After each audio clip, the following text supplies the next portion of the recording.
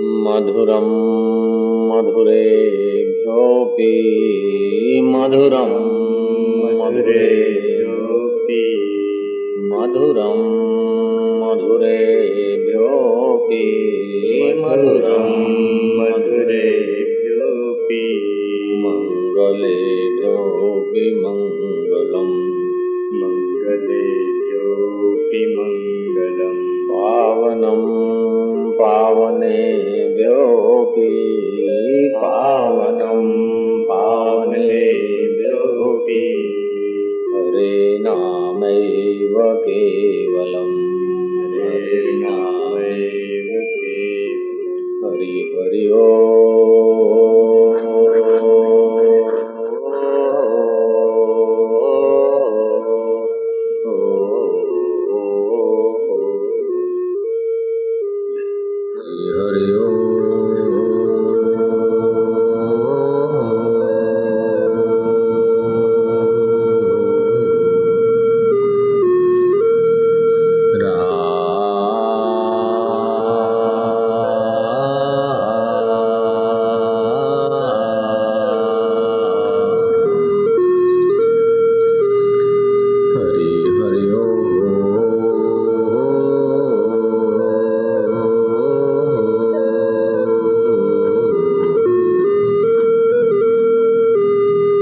निश्वासे नहीं विश्वास निश्वासे नहीं विश्वास निश्वासे नहीं विश्वास निश्वासे नहीं विश्वास कदा रुद्धोर्भविष्यसि कदा रुद्धोर्भविष्यति कीर्तनीयं मतो बाल्यात् कीर्तनीयं मतो बाल्यात् हरे नामैव केवलम् हरे नामैव केवलम् हरि हरि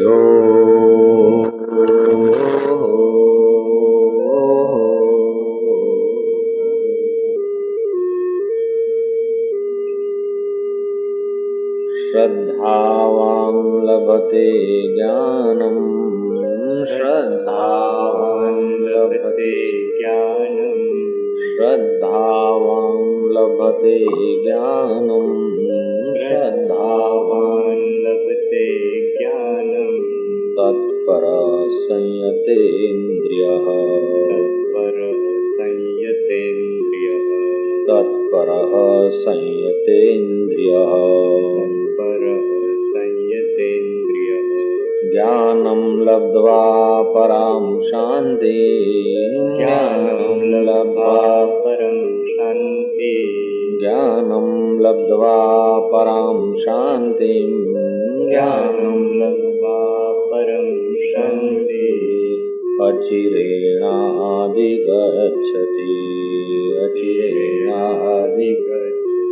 अचिरेणाधिगच्छति શ્રદ્ધાવાન તત્પર અને સંયમી પુરુષ જ્ઞાન પ્રાપ્ત કરે છે અને જ્ઞાન પ્રાપ્ત કરવા માટે જે તત્પર થાય છે તેને તત્કાલ શાંતિ મળે છે અને આત્મજ્ઞાનની જે શાંતિ છે તે પરમ શાંતિ છે. લબ્ધ્વા જ્ઞાનમ પરામ શાંતિ. કોઈ પણ સત્કર્મ આપણે કરીએ ને ત્યાર પછી 3 વખતે કહેવાનું હોય છે ઓમ શાંતિ શાંતિ શાંતિ. આદિ દૈવિક શાંતિ, આદિ ભૌતિક શાંતિ અને માનસિક શાંતિ. આદિ ભૌતિક શાંતિ એટલે મકાનની અગવડ હતી, મકાન મળી ગયું, શાંતિ થઈ ગઈ. નોકરીની અગવડ હતી, નોકરી મળી, શાંતિ થઈ. ભૂખ લાગી અને રોટલા મળ્યા એટલે શાંતિ થઈ. ગ્રહોના ઉપદ્રવો હતા અને ગ્રહો શાંત થાય એટલે શાંતિ મળી ગઈ. ચિત્તમાં કોઈ વાતને લઈને ઉદ્વેગ હતો અને એ અંદર અંદર સમાધાન મિત્રોનું થયું એટલે શાંતિ મળી. એવી શાંતિઓ બિચારીઓ જીવનમાં કેટલી વાર આવે છે ને જાય છે. એવી શાંતિઓ મળે ને વળી પાછી અશાંતિમાં પરિવર્તિત થઈ જાય. પણ આત્મજ્ઞાન મળે તો પરમ શાંતિ પ્રાપ્ત થાય. લબ્ધ્વા જ્ઞાનમ પરામ શાંતિ. એ આત્મજ્ઞાનથી જે શાંતિ થાય છે પરમ શાંતિ, પછી મૃત્યુ પણ એને અશાંતિ કરી શકે નહીં, અપમાન પણ એની અશાંતિ કરી શકે નહીં. ભય, ક્રોધ, ઉદ્વેગ, આવેગ એ બધા જ વિકારો એની આગળ બટુકડા થઈ જાય.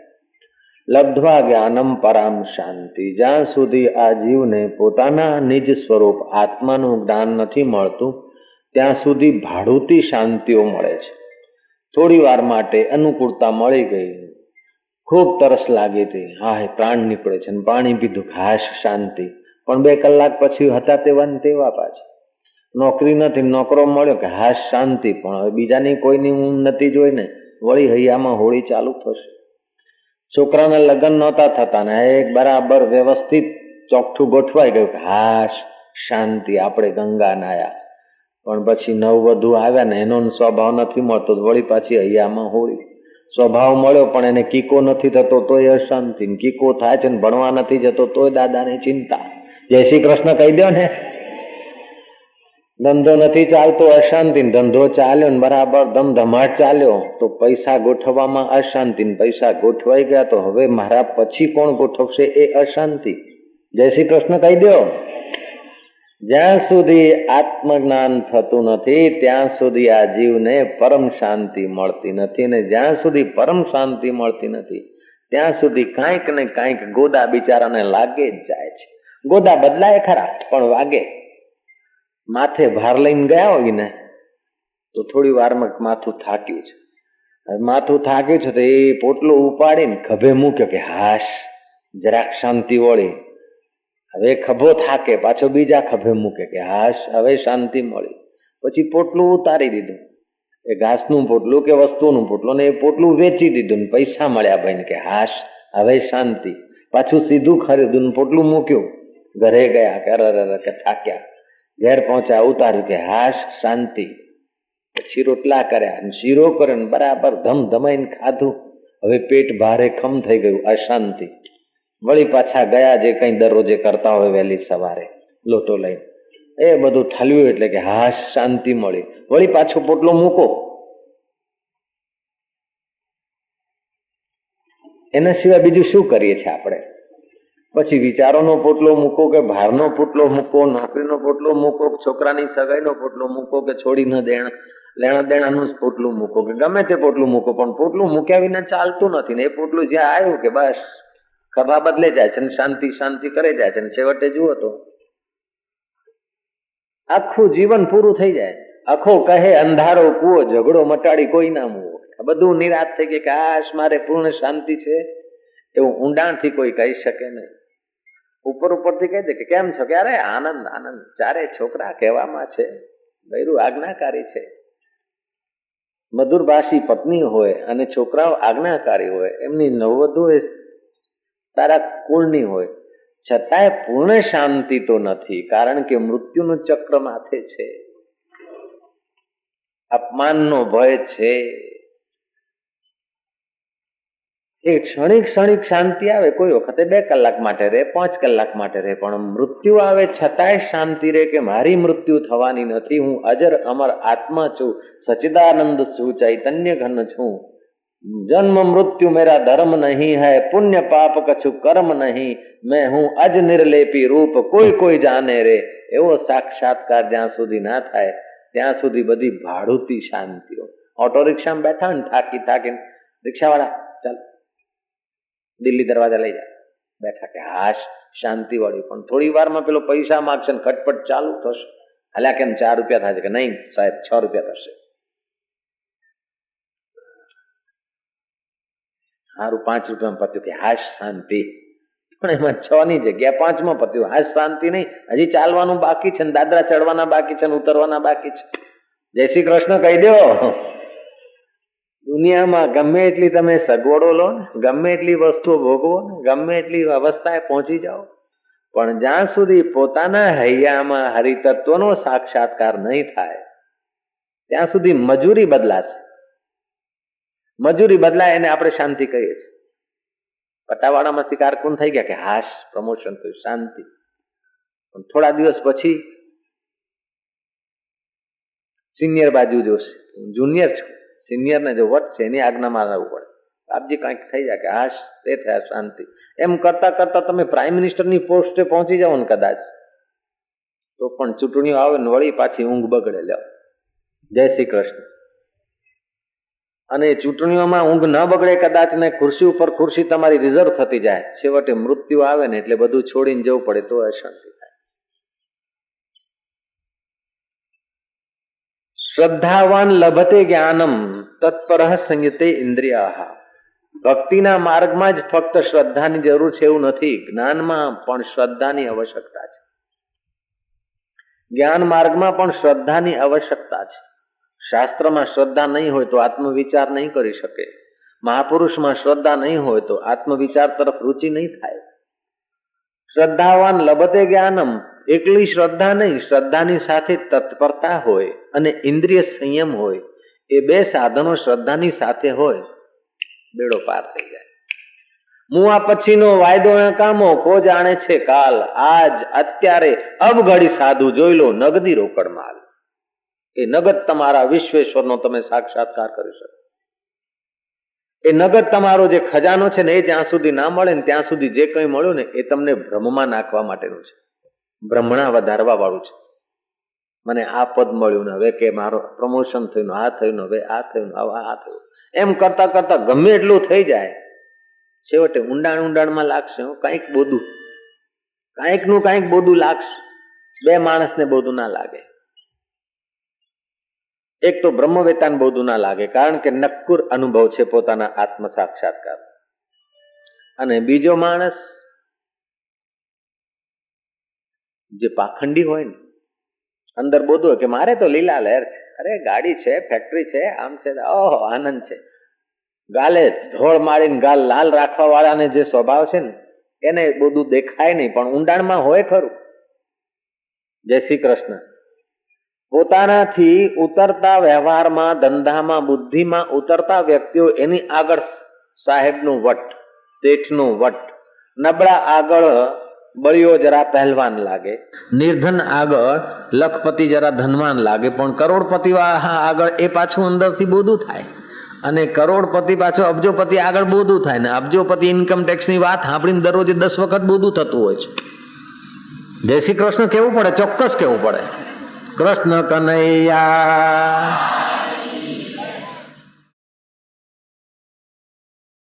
कह रहा है आसमां ये समा भी कुछ नहीं, रो रही है शबनम में ये निजारे कुछ नहीं. जिनके महलों में हजारों रंग के जलते थे फानुस झाड़ उनकी कब्र पे है और निशान कुछ भी नहीं. जिनकी नौबतों से गूंजते थे सदा को आसमां, वे खुद बेदम हुए अब हूं नहा कुछ भी नहीं. कह रहा है आसमां ये समा भी कुछ नहीं. 4 દિવસ કોઈએ વાહવાઈ કરીને થોડા ઢોલ નગારા વાગ્યા ને અમથા ભાઈ પૈણવા ગયા ને વટ મારવા ગયા, પણ પછી અમથી આઈને અમથી કાકી થઈ અને બરાબર લડ્યા કે તું હોય ત્યાંથી સત્યાનાશ થયું. પણ વરઘોડો લઈને તું આવ્યો તો ને લેવા ભાઈ. જય શ્રી કૃષ્ણ. જય શ્રી કૃષ્ણ કીધે જાઓ તમે તમારે. જેમાં આખી જિંદગી આપણે રચ્યા પચ્યા રહીએ છીએ, એ જગતના વ્યવહારમાં એક કુણીનો ઘા સહન કરવાની તાકાત નથી. જમાઈ રાજને તમે લીધે જાઓ, છોડીને પરણાઈને પછી સંભાળ લીધે જાઓ, પણ એક વખત સંભાળ લેવામાં જરાક ઉણપ રહી ગઈ એટલે કર્યા ઉપર લે જે સમાર ફરી ગયું. સમાર ભાઈબંધની સાથે જીવનભર વ્યવસ્થિત રહ્યા ને પછી કોઈ કારણસર ખટક્યું એટલે એ ભાઈબંધ દુશ્મન થઈ ગયા. એક મહાપુરુષ કહે છે કે તમારે જો શત્રુ ન બનાવવા હોય તો સંસારી સ્વભાવના લોકોને બહુને મિત્ર બનાવશો નહીં, કારણ કે મિત્રમાંથી જ શત્રુ બને છે.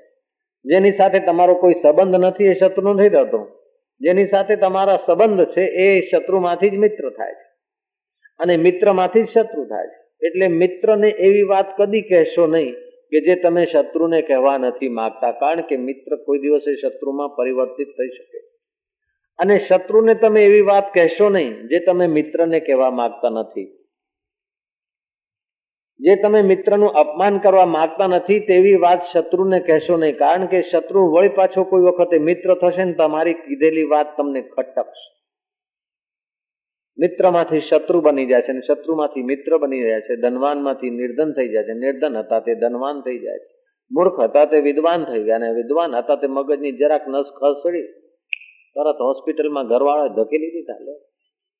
આ સુધી બહુ ડાયા ડમરા શેઠજી હતા ને લાખો કરોડોનો વેપાર ચાલતો હતો, સિગ્નેચર માત્ર, પણ સહેજ નસ થોડીક છટકીને ગયા બધું જ. તો એને ધન્યવાદ દેવું જોઈએ કે આ બધું વ્યવસ્થિત ફિટિંગ ચાલે છે ત્યાં સુધી આપણે શેઠ, વ્યવસ્થિત ફિટિંગ ચાલે છે ત્યાં સુધી આપણે સાહેબ, પણ જરાક ફિટિંગમાં થોડી અવ્યવસ્થા થાય, કર્યું કરાયું બધું જ ચોપટ, અને ફિટિંગમાં ના થાય ને પણ શ્વાસોશ્વાસની ગતિ જરાક જય શ્રી કૃષ્ણ થઈ જાય એટલે બધું આપણું જે છે પારકું થઈ ગયું. હું ઘણી જગ્યાએ આપેલા કલકત્તાના શેઠની કથા કહું, તમને પણ કહી દઉં. જય શ્રી કૃષ્ણ. કલકત્તામાં એક શેઠ કરોડીમલ, જેવું નામ તેવું દામ. કરોડીમલ એટલે કરોડીમલ જ, કરોડોનો મલ થયેલો હોય. અને કરોડીમલ હોય કે અરબોપતિ મલ હોય, એક દિવસે તો છેલ્લો વરઘોડો નીકળે, કરોડીમલનો વરઘોડો નીકળ્યો. સમજી ગયા ને વરઘોડો? છોકરો જન્મે ને ત્યારે મા બાપ એના જન્માક્ષરો બનાવડાવે અને જોવડાવે, પછી પૂછે કે છોકરો મા બાપનો સેવક થશે કે લેણેદાર થશે, શત્રુ થશે કે ઉદાસીન થશે? 4 પ્રકારના છોકરાઓમાં આ કયા પ્રકારનો છોકરો છે? શત્રુ હોય ને તો બસ આંખમાં આંગળા કરે, નાકમાં આંગળા કરે, ગોદા મારે, લેણું લઈને પાછો જતો રહે. લેણેદાર હોય ને તો વૈરું છોકરું કરાઈ આપું ને એ બધો હિસ્સો લઈને રવાના થઈ જાય.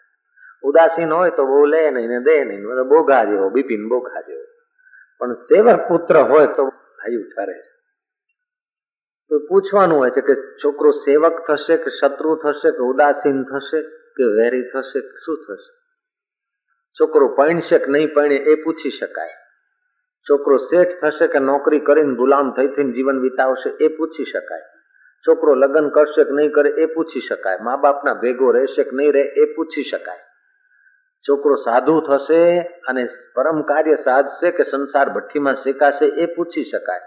પણ આ છોકરો મરશે કે નહીં મરે એ કદી પૂછાય નહીં, કારણ મરવાનું પાકું પાકું, બીજું બધું કાચું. લ્યો, કોઈ દિવસ આપણે પૂછતા નથી કે આ છોકરો મરી તો નહીં જાય, એ તો પાકું છે, વહેલું મોડું પણ છે પાકું.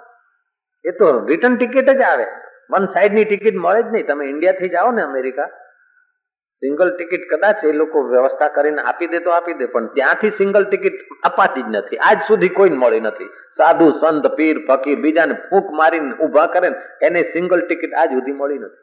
રિટર્ન ટિકિટ મળે. જય શ્રી કૃષ્ણ. હવે આવી જગતની વ્યવસ્થા છે, એમાં કરોડીમલના કરોડ શું કરે? અમેરિકામાં કોઈ જગ્યા પ્રવચનમાં કે ગમે ત્યારે જતો હતો, મારી સાથે જે ભાઈ હતા એ ખૂબ સુખી હતા, ખૂબ સુખી, મિલિયન બિલિયનર જે કંઈ કહેવાતા હોય તે અરબોપતિ હતા. એમણે છાપું વાંચ્યું, મને કહ્યું કે બાપજી મિસ્ટર હેનરી ફોર્ડ અવસાન થઈ ગયું. એટલે હું અજાણ્યો થઈને મેં પૂછ્યું, હે હેનરી ફોર્ડ તો બડા કરોડપતિ થા, અરબપતિ? કે હા બાપજી, अरबपति હતા, મારી સાથે વાત કરતા હતા. મેં કહી अरबपति की भी मृत्यु हो जाती है? એ પણ મરી ગયા નિર્ફોડ? આટલા આટલા ધનવાન માણસ મરી ગયા? કે બાપજી બધાને મરવું પડે. મેં કીધું ખરેખર એવું છે? જય શ્રી કૃષ્ણ કહી દો ને.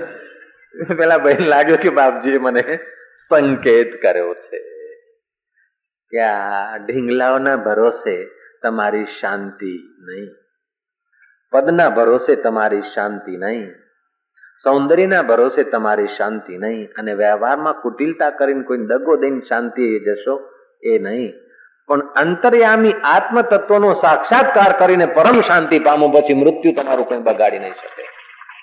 मृत्यु की मृत्यु हो जाएगी अगर तुम्हारी मीठी निगाह पड़ेगी.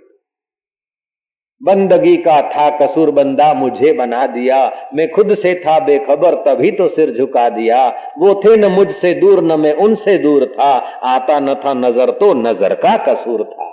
એ આંખ આત્મજ્ઞાનની આંખ ઉઘડી જાય ગુરુ કૃપાથી. કૃષ્ણના પ્રસાદની પ્રાપ્તિ થઈ જાય ને પચી જાય પ્રસાદ. પ્રસાદે સર્વ દુઃખા નામ, બધા જ દુઃખ.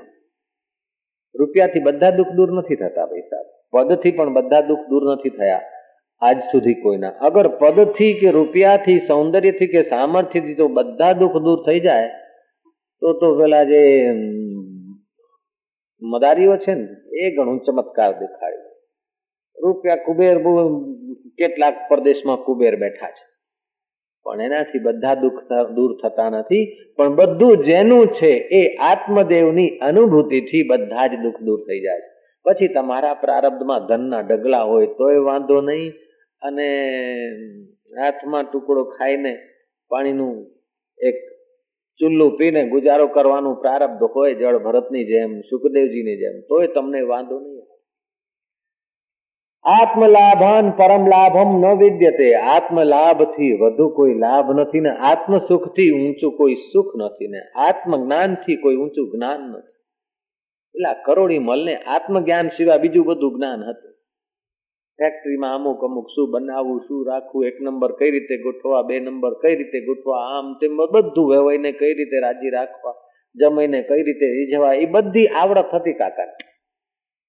કાકા ગયા એટલે પછી દેવાનું દેવ યોગે એક રાજસ્થાનમાં એમની જીવાત્મા ફરી આવી. મૃત્યુ થાય ને તો અતિ સાત્વિક કર્મ હોય તો માણસ સ્વર્ગે જાય, ભગવાનની ભક્તિ ખૂબ હોય તો વૈકુંઠે જાય, શિવજીની ભક્તિ હોય તો શિવલોકમાં જાય, અને બ્રહ્મચિંતન કરતા કરતા અડધામાં ગાડી રહી ગઈ હોય તો બ્રહ્મલોકમાં જાય. ઇક્વલ હોય ને બહુ સત્વ ના હોય ને બહુ તમસ ના હોય ને રજસનું ઇક્વલ હોય તો મનુષ્ય લોકમાં આવે, અને મનુષ્ય લોકમાં પણ એ રજસ થોડું નિમ્ન પ્રકારનું હોય તો સાધારણ ઘરમાં જાય, ને ઉન્નત પ્રકારનું હોય તો સારા ઘરમાં આવે. એક કરોડીમલ શેઠ રાજસ્થાનમાં કુંભારના ઘરે અવતર્યા. માણસ જયારે મરે ને ત્યારે એનું સૂક્ષ્મ શરીર એક મુહૂર્ત પર્યંત આકાશમાં રહે, અને છોકરા છૈયા કુટુંબીઓ રડતા હોય બધું એને દેખાય, અને ફરી પાછો શરીરમાં પ્રવેશવા પ્રયત્ન કરે, પણ પ્રકૃતિની એવી વ્યવસ્થા નથી ફરી પાછો આવે. કોક માટે એવો અપવાદ હોય છે જેની મૃત્યુ થવાની ના હોય ને ભૂલમાં જેનું શરીર લઈ જતા હોય એ ફરી પાછા જીવતા થતા હોય છે. મારી નાની એવી રીતે જીવતી થઈ અને પછી 39 વર્ષ જીવી. જય શ્રી કૃષ્ણ. એકવાર મરી ગઈ, ફરી પાછી જીવી તરત થોડી વારમાં. પૂછ્યું કે શું થયું હતું, કે મને લઈ જતા હતા. પછી મેં કીધું અરે હું તો ટેવરામ સાંઈની શિષ્યા છું, હું આ મને શું લઈ જાઉં છું. એ પેલા કંઈક કોઈકને પૂછવા ગયા ને પછી કે અમારી ભૂલ થઈ ગઈ છે, બીજાને લેવા, ફલાણી બાઈ તમારા નામની બાઈ ગામમાં બીજી હતી પણ અમે તમને લઈ ગયા, એટલે ફરી મને અહીંયા મૂકી ગયા, હું જાગી ગયો છું. શમશાન સુધી એને લઈ ગયા તમારી નાનીને. જય શ્રી કૃષ્ણ. શમશાન સુધી લઈ ગયા તને હળગાવાનું શરૂઆત થવાની તૈયાર હતી, એવામાં તો પાછું પહેર્યું કે હું આ શું લાયા મને બાંધી. પછી તો રુદન આનંદમાં બદલાઈ ગયું. જય શ્રી કૃષ્ણ. તો આવું કોક વખતે થાય, બાકી અંતવાહક શરીર એક મુહૂર્ત સુધી આકાશમાં મૂર્છા અવસ્થા હોય ને અર્ધ મૂર્છા કહેવાય. પછી કુટુંબીઓને જુએ ને એને સ્વપ્ન જેવું લાગે કે આ મારી પત્ની છે, અમારા છોકરા છે ને અમારો આવું છે. પછી એના કર્મો અને પ્રકૃતિની વ્યવસ્થા એને ખેંચી જાય ઉપરના લોકો. એના જે હિસાબ કિતાબો એ રીતે એની આંતરિક ઈચ્છા થાય. પછી ધુમ્મસ દ્વારા, ચંદ્રમાના કિરણો દ્વારા અથવા વરસાદના ટીપાઓ દ્વારા એ અંતવાહક સૂક્ષ્મ શરીર વનસ્પતિમાં ઔષધિ અને અન્નમાં આવીને સ્થિર થાય. તે ઔષધિ અને અન્ન જીવો ભક્ષણ કરે. હવે એના જ્યાં કર્મ સેટ થતા હોય, લેણું દેણું શ્રેષ્ઠ સેટ થતું હોય, તેના ગર્ભમાં એ ટકી શકે, નહીં તો એ ગર્ભને સ્પર્શીને ફરી પાછો બિચારો નાળીમાં જતો રહે. આ મારો છોકરો છે કારણ કે મારા શરીરથી પેદા થયો છે, શરીરથી પસાર થયો છે, પેદા નથી થયો, પસાર થયો છે. પસાર થયો છે તેથી મારો છોકરો છે, તો પસાર તો કેટલાય થઈ ગયા. એના ભાઈઓ બાથરૂમ દ્વારા ગટરમાં જતા રહ્યા હશે. આ વાતનો આપ ઇનકાર નહીં કરી શકીએ. આપણે જેને આપણા છોકરા કહીએ છીએ એના ભાઈઓ કેટલાય પસાર થઈ ગયા હશે. જેને આપણે હું કહીએ છીએ એવા આપણા મિત્રોને આપણા ભાઈઓ પણ મા બાપના દ્વારા કેટલાય પસાર થઈ ગયા હશે. પણ જેનું લેણું દેણું બરાબર ફિટ થતું હોય ને એ ટકે અને પછી કર્માનુબંધને ગાડી ચાલે. કરોડીમલ એ રીતે રાજસ્થાનમાં એક કુંભારના ઘરે જન્મ્યા. ધન હોવા છતાં એનો સદુપયોગ નહીં. મને તો પાલનપુરના ભાઈઓ કહ્યું કે એક માણસે કોઈ આટલા બધા પૈસા છે કે ભાઈ તું સારું કામ કર, કે મારે સારું કામ કરવું નથી, કે આટલા બધા પૈસા તું ક્યાં લઈ જઈશ, કે મારે રાખવાની ખૂબ જગ્યા છે. આટલા બધા પૈસા છે, હજી રાખવાની જગ્યા છે, ક્યાં રાખીશ, કે મારી પાસે બહુ જગ્યા છે. એમ કરીને હાજે ઉઘરાણી ગયા ને ઉઘરાણી લેતા લેતા પરભારા રવાના થઈ ગયા. કૃષ્ણ કનૈયા લાલ. એ જગ્યાની જગ્યા પડી રહી. સત્કર્મ કરવાનું પણ કોઈના ભાગ્યમાં હોય તો થાય, નહીં તો પૈસા હોય ને સત્કર્મ થાય એ કઈ જરૂરી નથી. શરીર હોય ને સત્કર્મ થાય કોઈ જરૂરી નથી. એ કોઈ પરમાત્માની કૃપા હોય તો સત્કર્મ થાય, સદબુદ્ધિ હોય તો સત્કર્મ થાય. પેલા કરોડીમલ પાસે કરોડો હતા પણ સત્કર્મ થયો ને એટલે કંગાલને ઘરે જન્મ્યા. ભાઈ દૂષિત કર્મ પણ એવા નહોતા કે બળદિયા થઈ જવું પડે, ભેંસ થઈ જવું પડે, કૂતરું થઈ જવું પડે. ઠીક ઠીક હતું, માપનું હતું. તે કરોડીમલ રાજસ્થાનમાં એક કુંભારના ઘરે જન્મ્યા અને દિવસો વીતતા વીતતા ભાઈ 18 વર્ષના થયા એટલે પોતાના પિતાની સાથે કોઈ સાધુ સંતની કથામાં ગયા. એટલે સાધુ પુરુષે કહ્યું કે આ જીવની અંદર અનંત શક્તિઓ છુપાયેલી છે. જેમ વટવૃક્ષના બીમાં આખું વટવૃક્ષ છુપાયેલું છે, તેમ આ જીવની અંદર અનંત બ્રહ્માંડના એક ચૈતન્ય ઈશ્વર છુપાયેલો છે. પણ આ જીવ એ ચૈતન્ય તરફ વળતો નથી, તેથી દુઃખનો ભાગી થાય છે. જો ચૈતન્ય સ્વરૂપ ઈશ્વર તરફ વળે તો એનો બેડો પાર થઈ જાય. બીજું નહીં તો આ જીવ ગર્ભમાં આવે છે ને એ દશા એને જોવા મળે ને તો પણ વળે.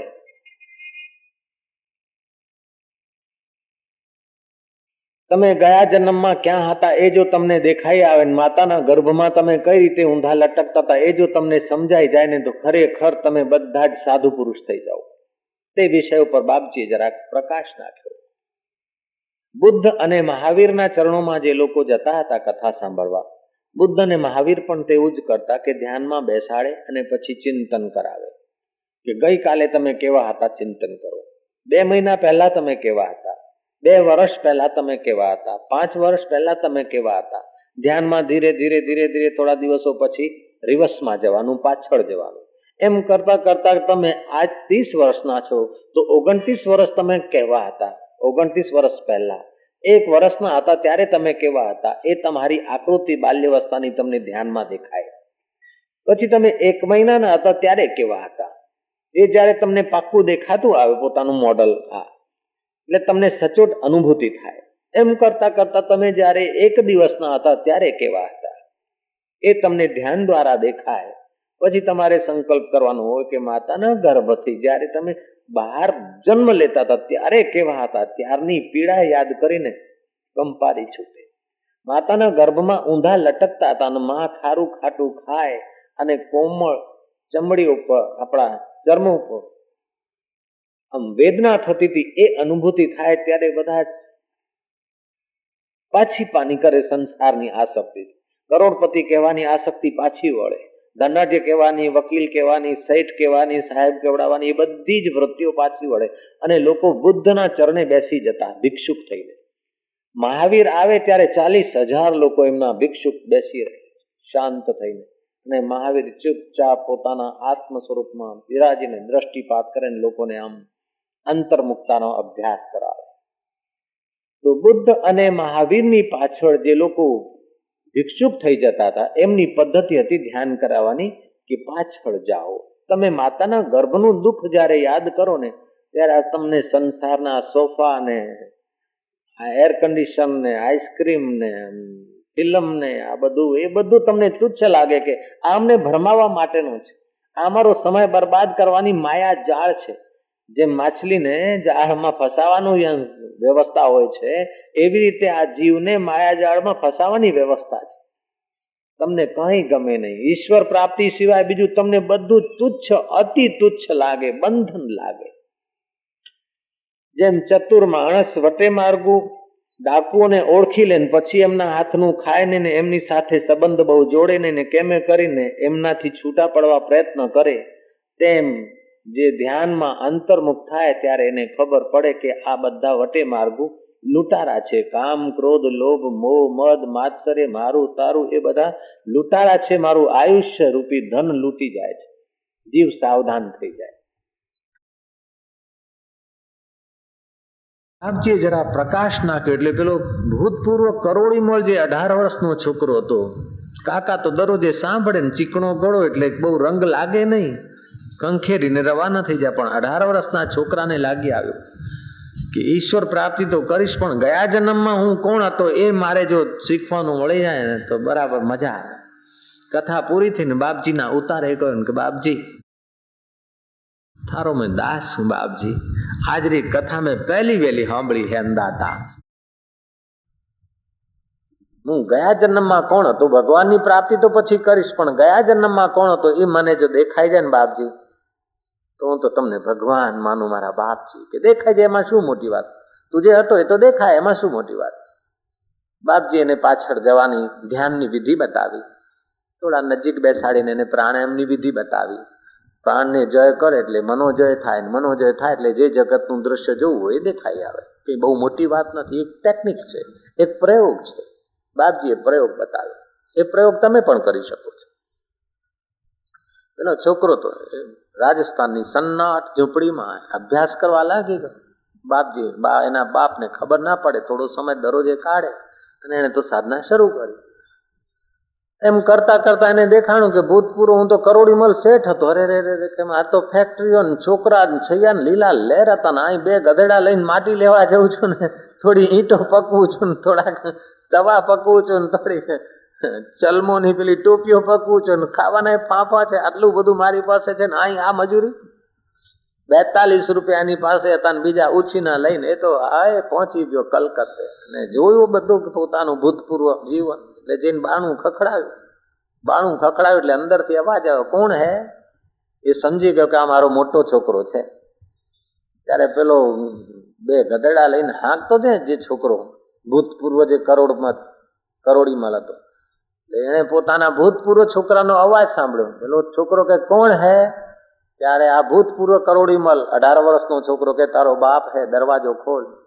તારો બાપ હું ને દરવાજો ખોલ. એ સાંભળીને તો છોકરાને પેલાને 50-60 વર્ષનો જે છોકરો એને તો લાગી આવ્યો, તો દંડો ઉપાડે દરવાજો ખોલીને કે શું બકે છે? કે બકું નહીં તો ઉભો રે અંદાતા અબળ, મેં ગયા જન્મનો તારો આવી રીતે બાપ છું. જો આપણે અમુક તિજોરીમાં જે ગુપ્ત ખાનું છે એમાં આવી રીતે આ ગોઠવ્યું તું, બોલ તારા મારા સિવાય કોઈ નથી જાણતું.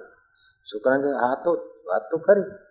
પછી અમુક જે સિક્રેટ ખાસ પોતાના અંગત છોકરાને જે વાત કરેલી હોય છે એ ત્રીજો કોઈ જાણતો ના હોય, એ બધી વાત વિગતવાર જયારે કહેવા માંડ્યો ત્યારે પેલા છોકરાને થયું કે માનો ન માનો આ તો મારા બાપા વિના બીજું કોઈ જાણે નહીં.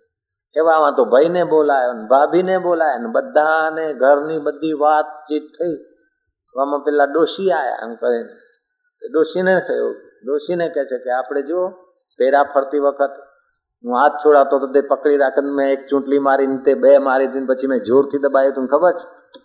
એ આપણા વચ્ચેની વાત છે, ત્રીજાને ખબર નથી, આ છોકરાઓને ખબર નથી. એટલે ડોકરી સમજે કે માનો ન માનો છે તો આપણા ભૂતપૂર્વ પતિદેવ. જય શ્રી કૃષ્ણ. હવે બધાએ સાથે મળીને પૂછ્યું કે હવે થોરી મરજી કાઉ હે? તમે સમજો છો ને, થોરી મરજી કાઉ હે? હવે તમારી મરજી શું છે? એટલે કે મરજી કાઉ હે, તમે મારા છોકરા છૈયા છો ને આ ઘર મારું છે ને આપણે બધા ભેગા રહીશું.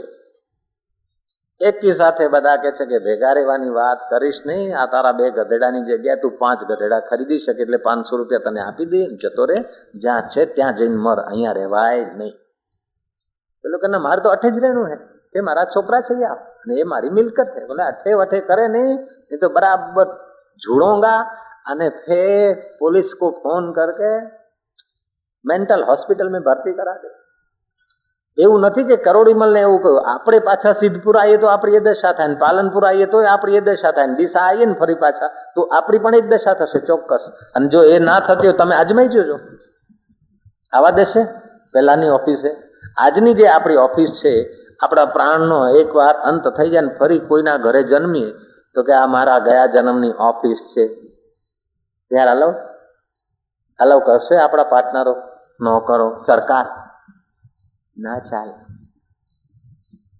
એ તો એની કૃપા છે કે આ ડબલું ચાલે છે. જરાક એક વખત ડિસ્કનેક્ટ થઈ જાય ને પતી ગયું. રામ બોલો ભાઈ રામ.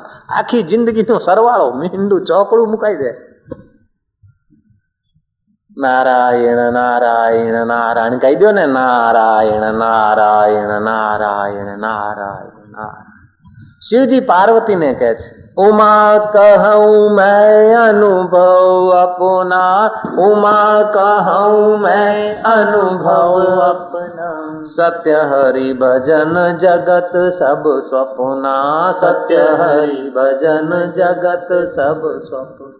जय सिया राम जय जय सिया राम जय सिया जय सिया राम जय जय सिया राम जय सिया राम जय जय सिया राम जय सिया राम जय जय सिया राम जय सिया राम जय जय सिया. अब मोहे भाव भरोसा हनुमंता, अब मोहे भाव बिना हरि कृपा मिले नहीं संता, बिना हरि कृपा मिले नहीं संता. जय सिया राम जय जय सिया राम जय सिया राम जय जय सिया राम जय सिया राम जय जय सिया राम जय सिया राम जय जय सिया राम. राम मच्छरों के बैठ के, राम जनो के बैठ के, सबका मुजरा ले तो सबका मुजरा ले. जैसी जिसकी चाकरी, जैसी जिसकी चाकरी, तैसा तिसे फल दे तो तैसा तिसे फल दे. जय सिया राम जय जय सिया राम जय सिया राम जय जय सिया राम जय सिया राम जय जय मेरे राम जय सिया राम जय जय मेरे राम जय सिया राम जय जय सिया राम जय सिया राम जय जय सिया. तुलसीदास जी કહે છે કે હે પ્રભુ હવે તું દયા કર. अब प्रभु कृपा करहु एही भांति, सब तजी भजन करहु दिन राति. मोह माया राग द्वेष छोड़ीने जे कई करूं तारू भजन थई जाए एवी तू कृपा कर प्रभु. अब प्रभु कृपा करहु एही भांति, सब तजी भजन करहु दिन राति.